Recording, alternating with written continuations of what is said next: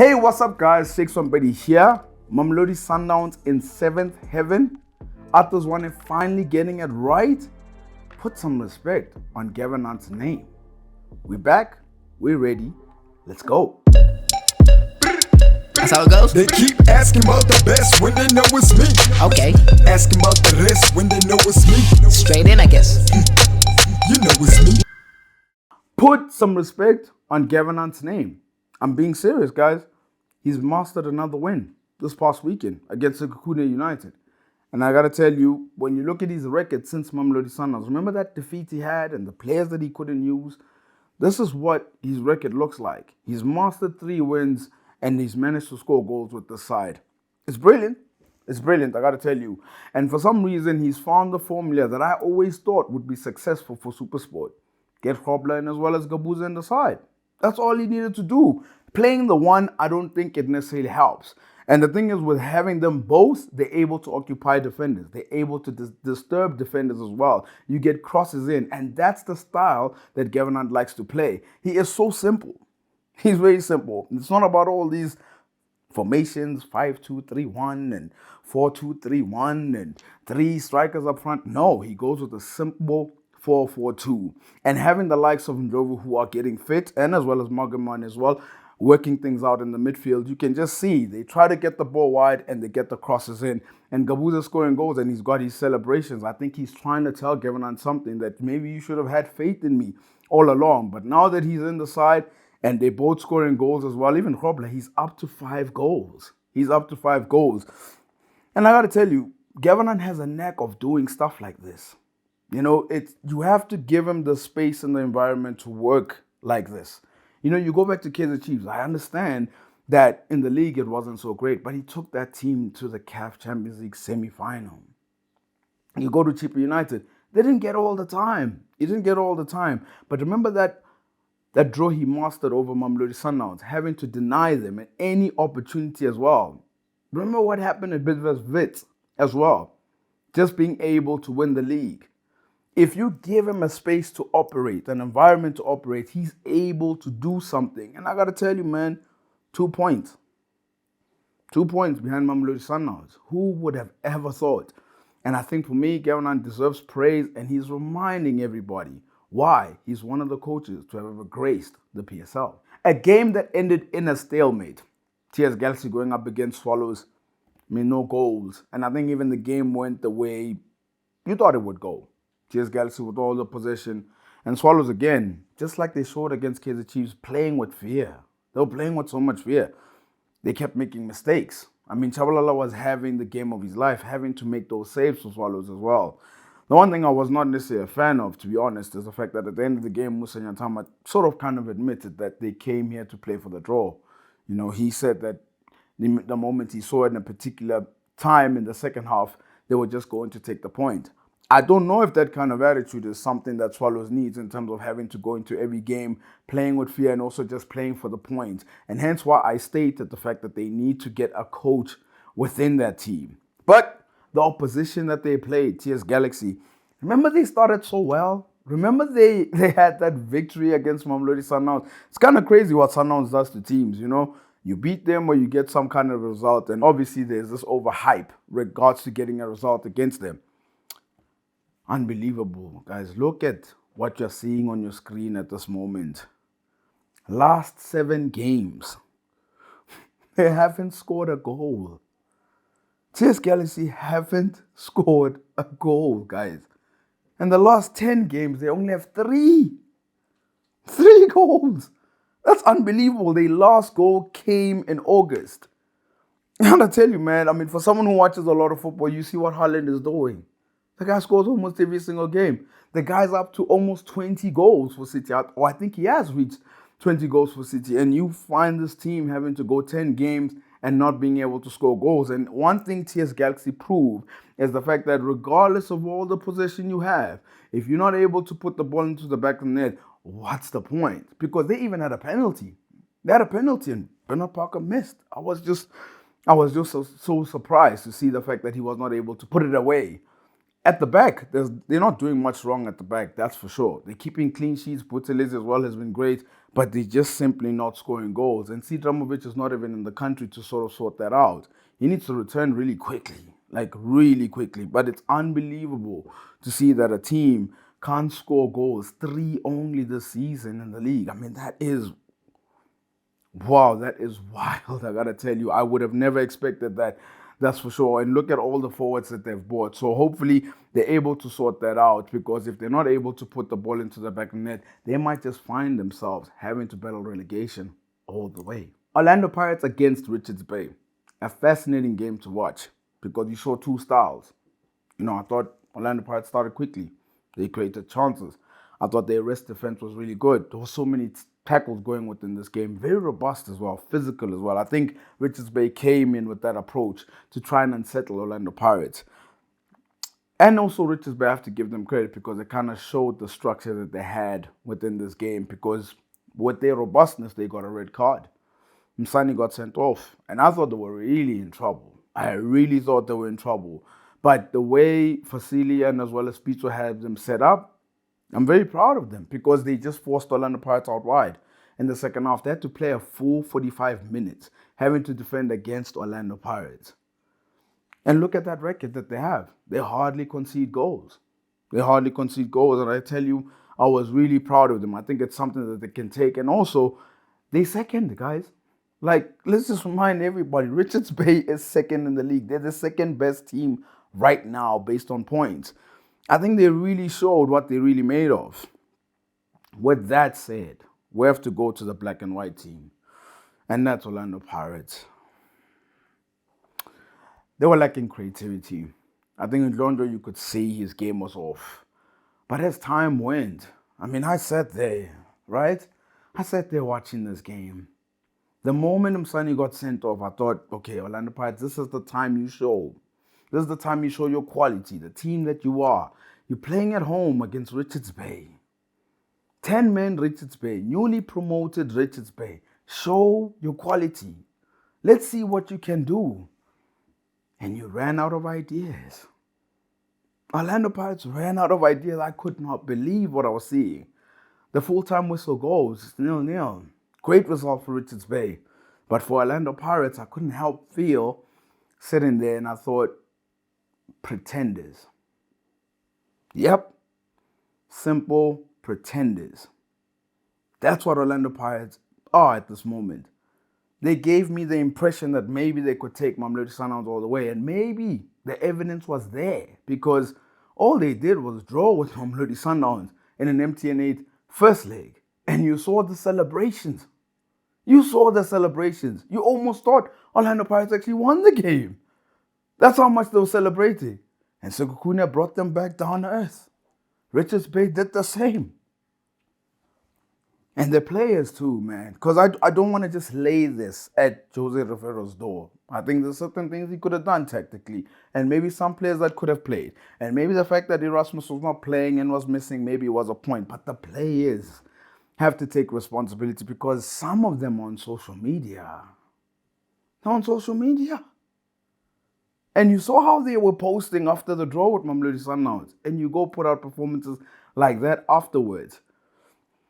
For me, before Orlando Pirates can gain my trust, I have to give them a full amount of games. And I'm talking about 10 or 15 games before I can trust this team because they're falling back into what we've always seen them to be in the past few seasons. And the question I have to ask to Orlando Pirates, how many seasons do you guys want? How many signings do you guys want? When is it going to happen? And I'm not going to only just blame the coach. I'm talking about the players too. Because when you post like that, I'm hoping that you guys are scoring like Haaland at least, So I have to say Orlando Pirates have to seriously pick up their socks. And as for Richards Bay, that was a great result for you guys. Another win for Amakhosi. They beat Stellenbosch. What a great performance. And I got to tell you, I just want to tell me the truth. You've been watching some of my videos on social, haven't you? Because what have I always been banging on the door about with Kaizer Chiefs? They have to start well. Because they've been starting games poorly. But in their last 2 games, Swallows and as well as Stellenbosch, they started really quick. I couldn't believe it. We talk about Stellenbosch being a young side, a youthful side, a side that has so much pace. But it looked like it was Kaizer Chiefs that had all the pace. They couldn't cope at some point, Stellenbosch. And I think the front three, they're starting to connect well. Sagota, Caleb, and as well as Keegan Dolly, they're starting to connect well. I love the runs that they were making. I love the fact that they were getting each other into the game as well, having to beat the offside trap. And the penalties that they got, I mean, of course, the first penalty, I would say it's questionable. And then eventually he scores it, Caleb, a man who's becoming on form as well and scoring another 2 penalties within that game. I think the other 2, you can't necessarily question it. But my surprise was Chiefs played so well that Stellenbosch started crumbling. They started collapsing. They started to sort of be naive in the sense of pushing so many men up front. And Kaizer Chiefs just was quickly getting them on the counter. And what impressed me the most is the fact that how Kaizer Chiefs managed the game after the 3rd goal was scored. They knocked the ball around. I mean, I was really impressed with that. I said, this guy has to be showing these players my videos. It has to be. Because if you watch the video I posted right after the Swallows game, I said, manage the game better. I said, knock the ball around. And all of a sudden, you see this team that's starting fast. You see this team that's starting to manage games better and knocking the ball around and getting the possession as well. So, which is something I was impressed with. And I think the team is starting to understand what Artuzwane wants. They're starting to play well. I mean, even in the midfield, ever since Blom's come in, genius. He might actually keep Stebe out the side for a long time. I'm talking about a long time. And the goals are starting to flow as well. The top man up front has got 6 goals already, level with Shalulile. I know some fans don't want to hear that, but that is the truth. And it looks like with the Golden Boot race, it might go down to the wire because with Caleb, I've already spoken about how much of his game that I like and that I've seen. But there is another forward that was trending as well. Kaizer Chiefs forward. Regardless of the fact that they won, Ashley Dupree. We got to talk about Ashley Dupree. He's been making a noise on social media, and not necessarily for the right reasons. Been missing chances for Kaizer Chiefs. He's been missing chances for Bafana Bafana. Talking about some obvious chances here. And I got to tell you, I see all this rage on social media. I see all the fact that they're making these videos and these memes as well about him. When Ashley Dupree signed for Kaizer Chiefs, I mentioned that this was a worry for me because what I'm seeing now with Ashley Dupree, I'm not surprised. I'm not surprised at the fact that he's not a prolific finisher because he's not. And when he moved, I mentioned the fact that he is not a Peter Shalulile. He is not someone who sort of put chances away. This last season before he came to Kaizer Chiefs, so we're talking about a previous one. So the last season at Stellenbosch, the previous one. Did you guys know he only scored 2 goals all season in the league? 2 in 25 games. Because he had misses within that season. Misses. I remember the Orlando Pirates game when he was playing for Stellenbosch. He missed some really, sitters that I really felt like I probably could have put them away. But the difference now between then and here is the fact that he's playing for Kaizer Chiefs. That's it. He's playing for a club that is seen by a lot in South Africa. And I think Ashley Dupree, if he wants to make his stay at Kaizer Chiefs a lot better, I think he really needs to work on his composure.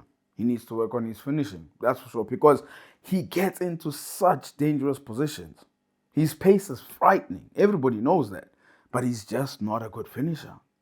But I always knew that, so I'm not necessarily surprised. I can just see the whole world is surprised at the fact that, he didn't put that away. I'm just like, I knew. He is not necessarily prolific. So for him, I would have to say, work on your finishing, and you can be a better player for sure, and you can score lots of goals for Kaizer Chiefs because the positioning is not the problem. The pace is not the problem. You've got that right. It's just the composure. You got to have nerves of steel, man. That's about it. But as for Kaizer Chiefs and others running, big ups to you guys, man. To beat Stellenbosch, quality. Mamelodi Sundowns were not in league action, but they were in CAF action, CAF Champions League. They took on Lepase, a team from Seychelles. And they had to play their games here in South Africa because they did not have the adequate fields. So this was Mamelodi Sundowns' away fixture, but they were playing it in South Africa because Lepase didn't have the required standard for fields for them to play within the Seychelles. 7-0. That's how it ended, 7-0. What did you guys expect? That is exactly what I expected. I expected the game to go like that. We're talking about part-time workers here. You know, Laboss's team is part-time workers, and the goalkeeper, they were making a lot of noise about him. He's a pastry chef by trade. He's not a footballer. I don't think there's many footballers. You could just see within their movement as well. And as for Mamelodi Sundowns, men against boys, they showed their quality. They scored 7 goals. And the fact that the scoreline is so big gives them a chance that in the second leg they can rest more key players, because the likes of Williams weren't playing. The likes of Shalilio wasn't playing as well. So they can rest more key players and give others a chance, youngsters.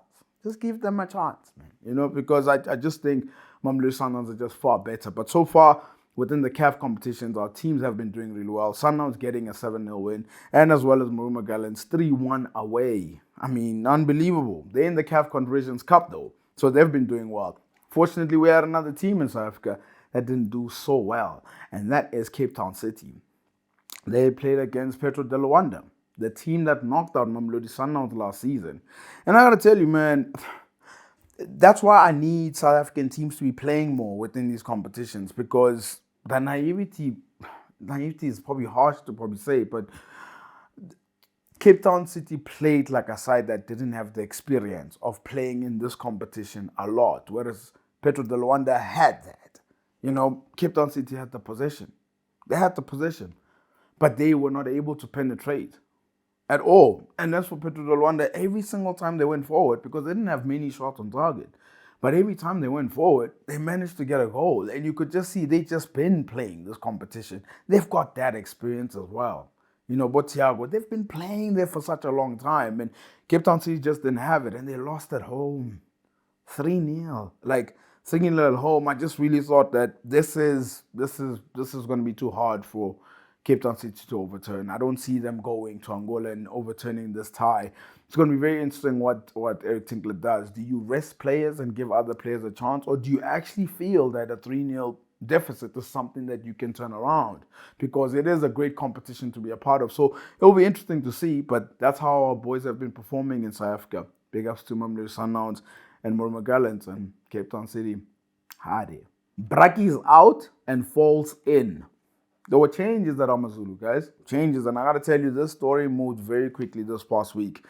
They went from having one coach, and then coach parts ways, and then there's a new coach in a space of a couple of days. You know, Brendan Truter left after being made permanent coach of AmaZulu a couple of months ago, and now he's gone. And apparently he resigned. But did he resign? I ask this because of the timing of Folz's appointment, because Folz was just appointed just recently, a couple of days, and I'm thinking to myself, there is no way a coach can, like, they part ways with the club, and then like 2 days later or 3 days later, there's a new coach who appears. This is something that must have been planned for such a long time. So what I think happened was Sanlezungu was not happy with AmaZulu's form. He goes to Brendan Truter. He says, how can't they? What's going on with the squad? Why are they not winning? Brendan Truter says, I think maybe this job might be too big for me. And I've got problems at home that I need to sort out. Okay, cool. They came to an agreement. Once they come to an agreement, that's when Sanlezungu started to go look for a new head coach. But this was a while ago. It must have been a while ago. To be fair, we just had an international break. That's what I think happened within the story, because it was just too quick. Just way too quick. But Brendan Truter, all the best, and good luck with all the things that is going on within your life. I hope that that does come right. As for Sanlezungu, someone that I respect a lot, someone who came into this league and made such an impression as well, he must be careful of having to have too many changes at AmaZulu, because I thought they were going on such a nice way, you know, especially when Benny McCarthy was there. There you have it on screen, guys. You know, this is what I'm talking about, the changes. Benny McCarthy leaves on the 25th of March. So he parts ways with the club on the 25th of March. And then a couple of days later, Truter comes in and he's the interim coach. 25th of May, he's made the permanent coach. And then he leaves on the 6th of October. And then Folz comes in on the 9th. I mean, you know, he speaks about having to take the club to its glory years, having to be successful. But it's how quickly do you want this success, you know? You look at the takeover that's happened in Newcastle. Do they expect Newcastle to win the league tomorrow? Do they expect Newcastle to qualify for the Champions League tomorrow? Perhaps not, because I guess there is a vision there.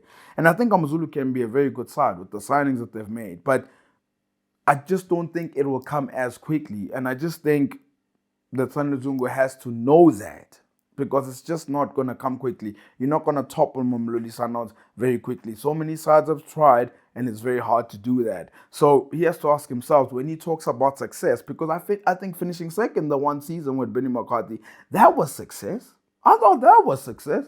You know, the fact that they competed in the Champions League, that was success too. And you could just only imagine what Benny McCarthy would have done with this squad. So basically what I'm trying to say is I wish Benny McCarthy had not left, because look at all the changes that has happened since then. It's not going to progress the club. It's just simply not.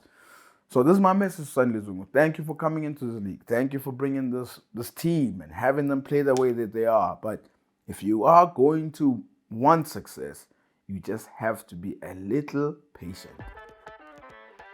It's time for our weekly bet of the week. The purpose of this segment is to show you my bet slip in hopes that it helps yours light and green. The more accurate, the more cash you get. Let's get into it. UEFA Champions League match day 4. The games are coming in thick and fast, and there is many games to look out for. And I've picked 5 for this week with regards to the Champions League. First one, Copenhagen going up against Manchester City. I've gone with a handicap -1 for Manchester City. So I'm saying Man City are going to win by 2 goals or more within this game, regardless of what the score will be. And AC Milan going up against Chelsea, I see over 1.5 goals. I see a number of goals going in there, but I'll go with the over 1.5. Maybe a 1-1 might just happen. Celtic going up against Red Bull Leipzig. Tempted to go over 2.5. Tempted, but I just have a feeling that something is going to happen here, and maybe not many will be scored. So I've gone with an over 1.5 again. PSG taking on Benfica. I think they'll be really mad at what happened last week, and I think PSG will walk away with that victory. And the last game, Tottenham going up against Frankfurt. I think Tottenham just have enough to pull it over. And the odds, 4.69. So with the $300 I'm going to place on this bet, I'm going to get 1.4 back. And that is the bet of the week. That is Bet of the Week, sponsored by Betway. Remember to practice responsible betting at betway.co.za. Until the next one, all the best. We've come to the end of the show, and we're back. I really enjoyed this episode. Hey, one more thing. Remember that coach we spoke about that went to Russia, Fadlu Davids? Joseph Zimbabwe has been sacked. The coach who brought him in. And unfortunately, that meant that Fadlu Davids had to also part ways with the club. Football. And for you that's watching, don't forget to like and subscribe. And hit the notification bell so that you're notified for future episodes.